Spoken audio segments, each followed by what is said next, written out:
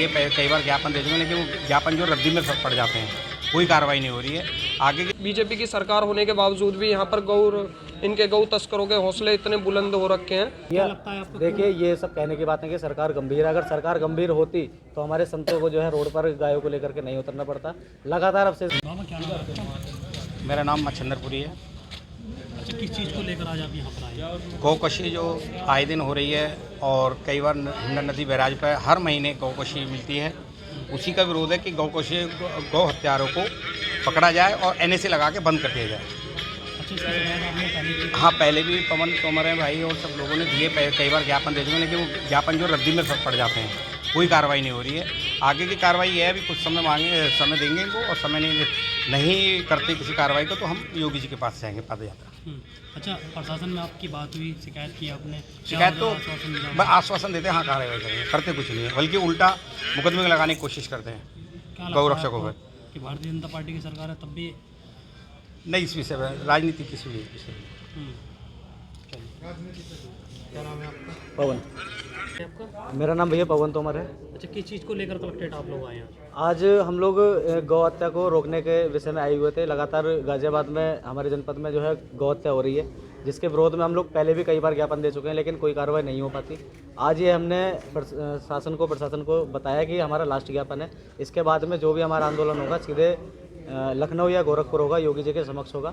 यहाँ पर हमारा ये लास्ट ज्ञापन है। इसके बाद में कोई ज्ञापन और कोई भी वार्तालाप अधिकारियों से नहीं की जाएगी अगर गौ हत्या बंद नहीं होती। और दूसरा विषय हमारा ये था कि गाजियाबाद में लगातार हमारे सुनने में ये आता है कि बहुत सारी गौचर भूमि है जो खाली पड़ी हुई है, जिस पर ना तो कोई गौशाला है और ना ही कोई अस्पताल है पशुओं को लेकर के।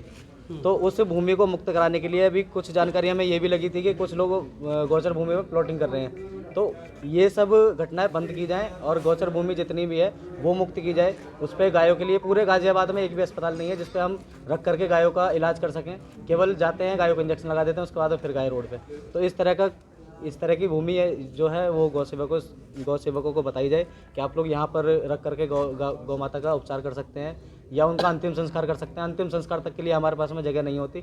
हमें लोगों से जो है जाके लोगों के पास में उनसे जगह के लिए बोलना पड़ता है कि भैया आप अपने प्लॉट में दबा लो, आपका प्लॉट खाली पड़ा है, आप यहाँ करवा लो। GDA वाले वो अपनी जगह में नहीं दबाने देते, आर्मी वाले वो अपनी जगह में नहीं दबाने देते, ग्रीन बेल्ट वो अपनी जगह मना करते हैं, नगर निगम वाले। तो हम गायों को लेकर के कहाँ जाएँ? और एक बात और कि गायों का क्या सरकार ने किया है या नगर निगम ने किया है, किसी ने भी किया, इसमें गायों को जो मृत गाय हैं उन्हें उठाने का ठेका जो है दे दिया है निगम को, और निगम ने किसी प्राइवेट लोगों को ठेका दिया है। वो गायों को ले जा करके उनकी खाल उतारते हैं, उनका मांस सप्लाई करते हैं।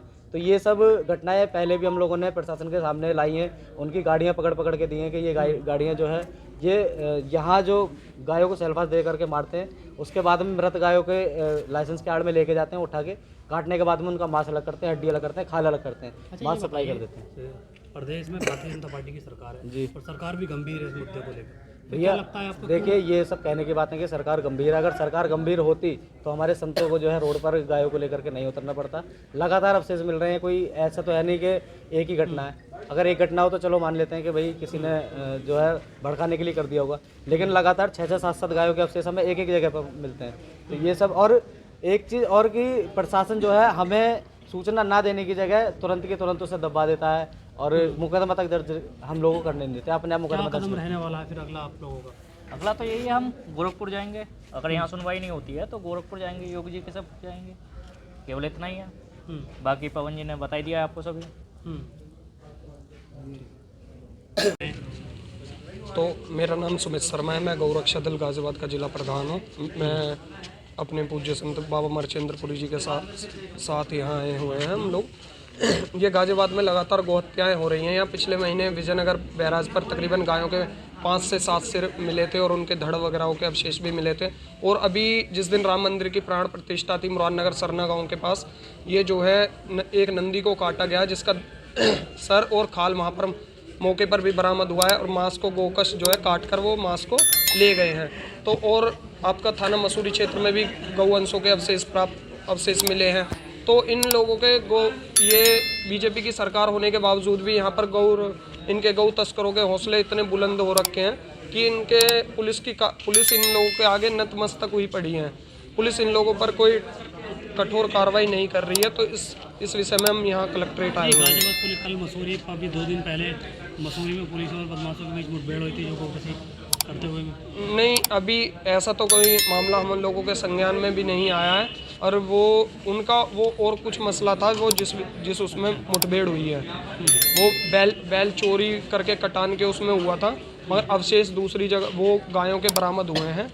वो बैल काटा गया था, वो उसमें उनकी मुठभेड़ होकर क्या एनकाउंटर लगता है करे। आपको कानून इसमें और सख्त आने चाहिए? कानून इसमें मैं प्रशासन से अनुरोध करना चाहूँगा आपकी मीडिया के माध्यम से कि प्रशासन इसमें और सख्ताई बरते और ये जितने भी गो तस्कर हैं इन लोगों पर सख्त से सख्त कार्रवाई करे, और NS से या उससे भी जो भी कठोर धाराएं हैं वो कठोर धाराएं लगाकर उन पे कार्रवाई करके उनको जेल भेजने का कार्य करे और उनका एनकाउंटर करे।